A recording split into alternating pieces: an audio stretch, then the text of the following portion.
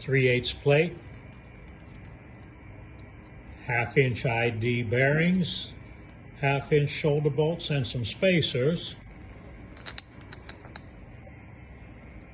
Converting a knurling tool to a ring rolling machine.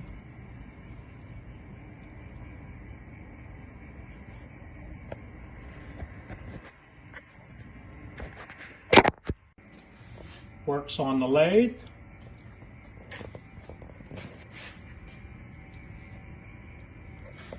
You adjust the size, diameter of the ring by turning in the cross slide.